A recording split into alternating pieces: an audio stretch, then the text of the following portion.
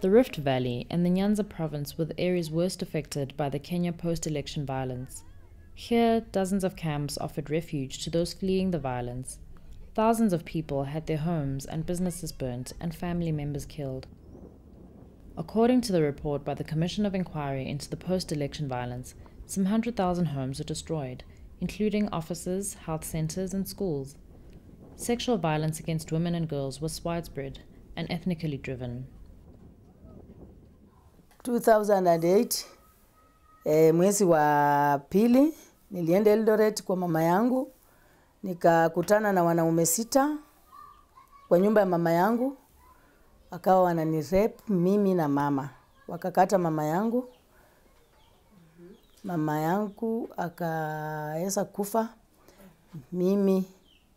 Alafu mimi nikalala hospitali siku 3. Mama yangu akabaki huko na akakufa. Kwa vile wakati tulikuwa tumekaa kwa hiyo landi ya Mkikuyu, tulikuwa tunasemekana sisi ni watu wa PNU. The memory of the post-election violence is very vivid in Margaret's memory. After a brutal assault in which her mother lost her life and her house was burnt down, she sought refuge in a tented camp set up at Kitale's showground in the Rift Valley province. Around the country, similar camps were being set up overnight as places of safety and temporary shelter for victims of the post-election violence. The Kenya National AIDS Control Council, with support from UNAIDS and the United Nations Joint Team on AIDS, set up a national task force on HIV in emergency settings. Its role was to provide technical guidance, support coordination, and partnership building for the HIV response to the emergency. At Kitale Showground, several non-governmental organizations, international donors, and United Nations agencies joined forces with the government of Kenya to provide a quick humanitarian response to the crisis. At the front line of emergency relief in the camps around Kitale was Handicap International, a non-governmental organization working to improve the living conditions of people with disabilities and vulnerable groups in situations of poverty and exclusion, conflict, and disaster. At the height of the post-election crisis, Handicap International organized extensive HIV voluntary testing and counseling activities in the IDP camps and provided medical, legal, and psychosocial support to HIV-positive people and victims of gender-based violence. It also ensured access to basic services for disabled people in the IDP camps and referral to medical and rehabilitative care providers. Margaret was one of the many women who fled the post-election violence. Handicap International helped her with her basic needs, as well as medical assistance and psychosocial support. Margaret is an active member of a support group for people living with HIV that meets weekly in the local church. Nikakuja kwa showground kwa kambi. Kakutana na handicap. Alafu handicap wakanichukua wakanipeleka hospitali. Kwa hivyo niliweza kupata ushauri mwingi kutoka handicap, wakanipa nguo. Alafu wakaweza kunipa mawaidha jinsi ninaweza kukaa, nisahau haya ambao niliona. Pia wakati nilikuwa hivyo nikajipata niko na HIV. Hata vile nilikuwa nimefikiria mimi nitakufa, nitawacha watoto. Hiyo kitu ikanipa hata kukuwa na uoga, lakini nikasimama kupitia handicap. Ethnic and political violence, displacement, and broken social fabric have a deeper impact on women and the most vulnerable who often fall victim to sexual violence. Widespread use of sexual violence as a means of intimidation, high-risk coping strategies amongst displaced populations such as exchanging sex for food or shelter, and lack of access to prevention services are all factors contributing to the spread of HIV in emergency settings. These issues are often not given enough attention in emergency settings when priority is given to provision of basic services such as food, water, clothing, and shelter. The government of Kenya was not prepared in what to do about the IDPs. It was the first time this was happening to our scenario. It called upon humanitarian organizations to step in for relief services within the camps, to respond to the immediate effects that people had and the immediate needs that people had at that moment in the IDP camps. This led to forgetting our own problem, which was HIV. It was neglected, and every organization had now to diverge resources towards post-election violence and IDPs. This posed a big challenge in terms of response to HIV. A quick assessment was done in the camp by Handicap International to assess what is the needs in terms of HIV and GBV. And quickly we found that there was a lot of stigma. People were not even speaking about HIV and AIDS. And the first response that we did was to put in every camp a gender desk and a HIV counseling tent to ensure that we now pull upon the clients who are HIV positive, or rather IDPs who have HIV concerns and GBV concerns. But this was not ending at the desks, but also going from one tent to another to really ignite attention towards HIV. So through our GBV desk, people who recorded in for as survivors to gender-based violence, especially children within the camps, were referred to Kitale District Hospital to be given the medical attention, and we had to make sure that we follow up for their legal attention to their cases and also the social attention to their cases, because they had to be integrated back to the community.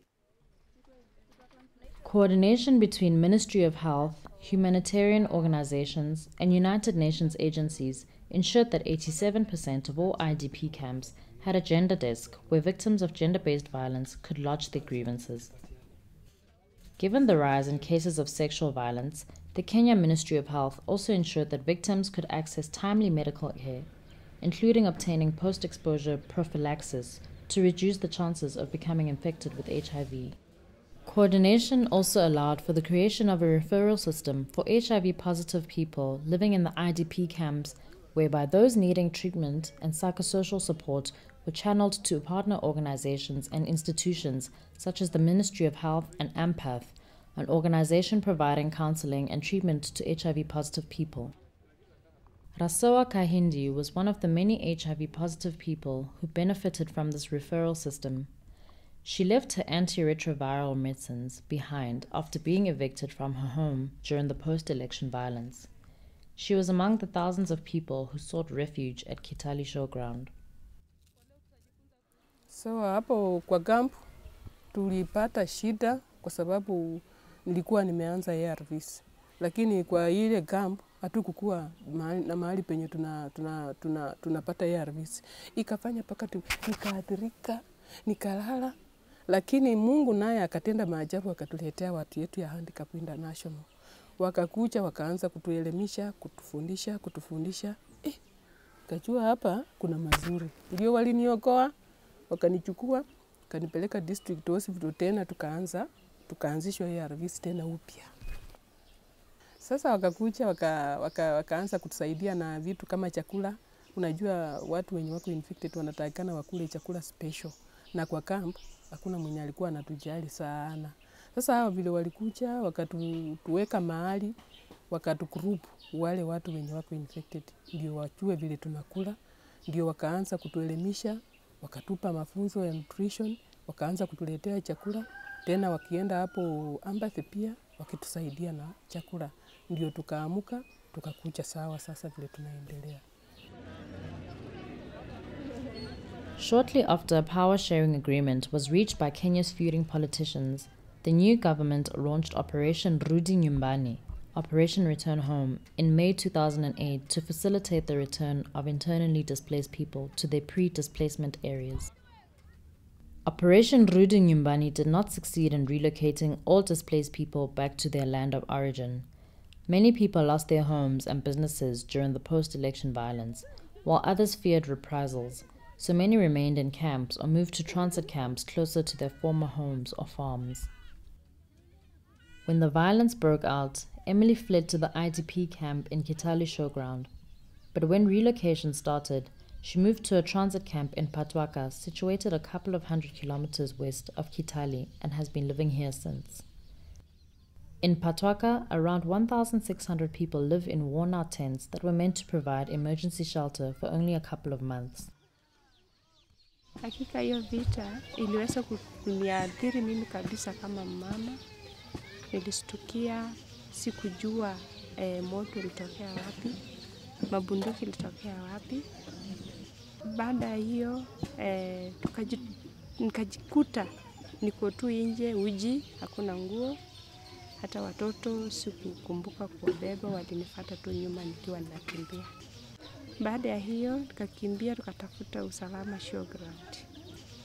Lakini sisi wanawake tulipata shida. Niliathirika, mume alitoroka mimi, akaniacha na watoto. Sasa wanaume wengine hao walikuwa wakinisumbua sana. Hasa baada ya hiyo nilijikuta nimeathirika vibaya. Kimawazo, kiakili, kimaisha, mpaka msingi yangu ikaharibika. Emily was trained by Handicap International to become a community counselor. She gained key counseling skills that she has put to good use when providing much-needed psychosocial support to members of her community, especially women and children who had been victims of gender-based violence.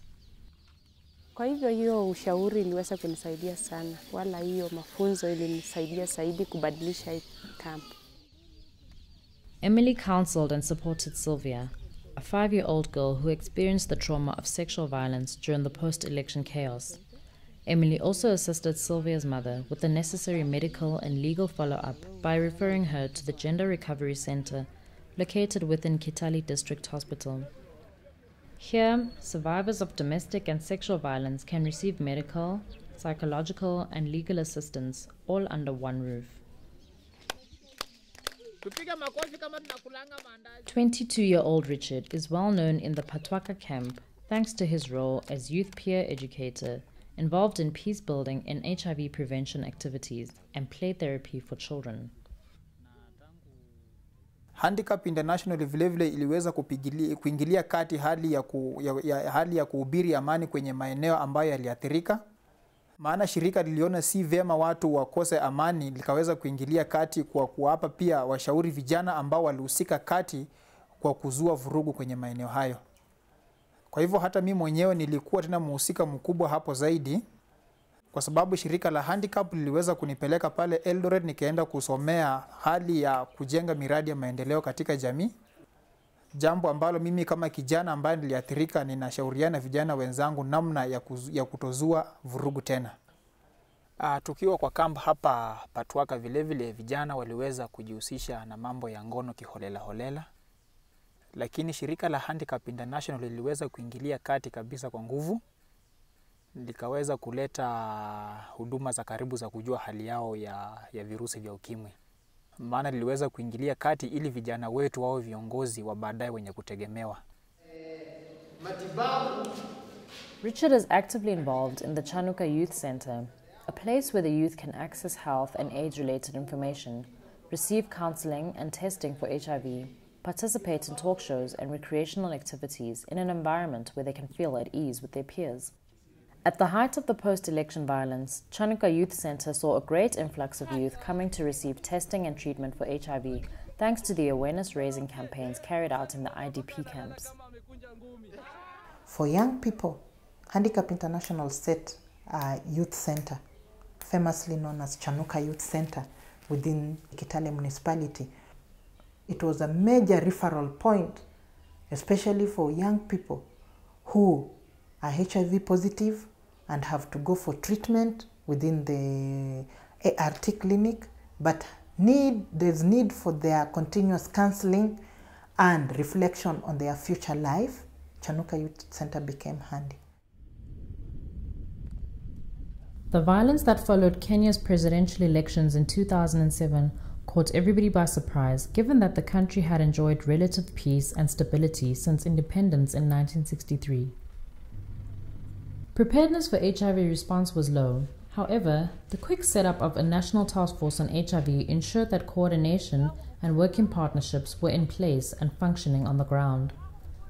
The Kenya National AIDS Control Council and the UN AIDS Country Office worked in synergy to provide guidance to humanitarian organizations on the ground on how to integrate HIV at all levels during the response to the emergency. Across the country, coordination between humanitarian organizations and the government of Kenya, and especially the Ministry of Health, ensured minimum disruption of service provision and especially antiretroviral treatment to those affected by the violence. However, an after-action review conducted by UNAIDS in May 2008 to assess the effectiveness of the response to HIV during the post-election violence found that coordination did not always go smoothly. HIV was everyone's business, but no one's responsibility. This was especially so in HIV prevention activities. In addition, the rushed manner in which the Operation Rudi Nyumbani was conducted, the lack of proper compensation for those who had lost their homes and businesses, and insufficient guarantee that security would be restored, caused many internally displaced people to remain in makeshift camps 3 years on. While they strive to heal the wounds of the post-election violence and achieve reconciliation, their plea for a better life for themselves and their children is still to be heard.